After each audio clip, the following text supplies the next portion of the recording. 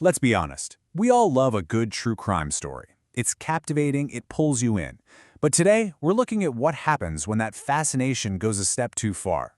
What are the real-world consequences when we all decide to become detectives? You've seen it, right? The rise of the armchair detective. From TikTok theories to deep dives on Reddit, every single major criminal case now has this parallel investigation happening online, run by people just like us, all trying to connect the dots from home. And that's the million-dollar question, isn't it? What happens when the crowd gets it totally wrong? That's what we're digging into today. The hidden, often devastating cost when online speculation crosses the line from a harmless hobby into real, actual harm. Okay, let's kick things off by looking at the people driving these online theories and the lack of rules they're playing by. This is where it gets really messy. Veteran journalists like Aaron Moriarty point out a huge difference here. Real reporters have ethical rules, about accuracy and fairness, but for an online sleuth, there are no guardrails. You can say whatever you want, and sometimes going viral is more important than getting it right. So let's look at a case where these online theories didn't just stay online.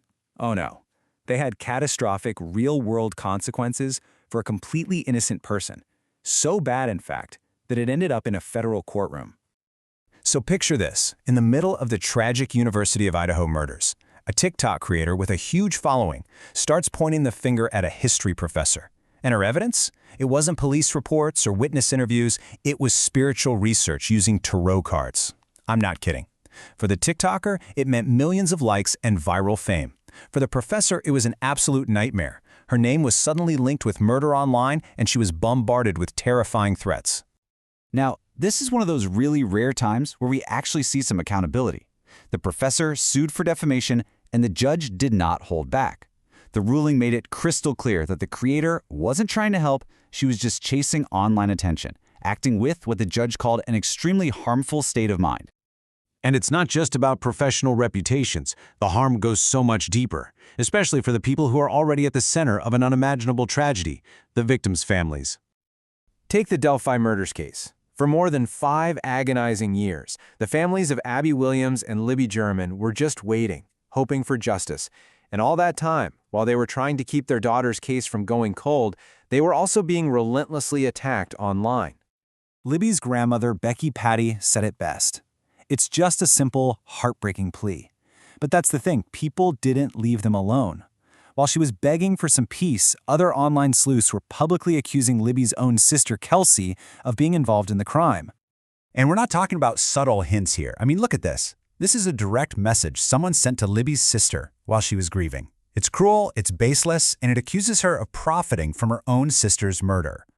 It's so easy to just dismiss this, right? To say, oh, they're just words from some anonymous troll on the internet. But does it stop there? The family says absolutely not. The damage is very, very real. And here's exactly how it spills into the real world.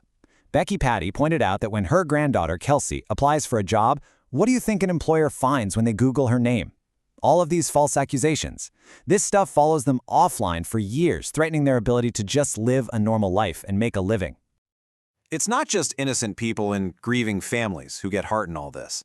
This tidal wave of online speculation can actually get in the way of the police doing their jobs and interfere with the entire justice system.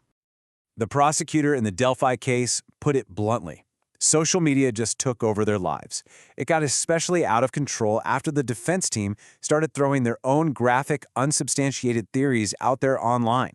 Suddenly, the prosecution had to fight a battle on 2 fronts, one in the courtroom and a whole other war on social media. This quote from the lead investigator really hits the nail on the head. He's explaining that law enforcement has to keep some details secret to protect the case. It's just standard procedure. But to the online world, that secrecy looks suspicious, like a cover-up, and it just pours gasoline on the conspiracy fire.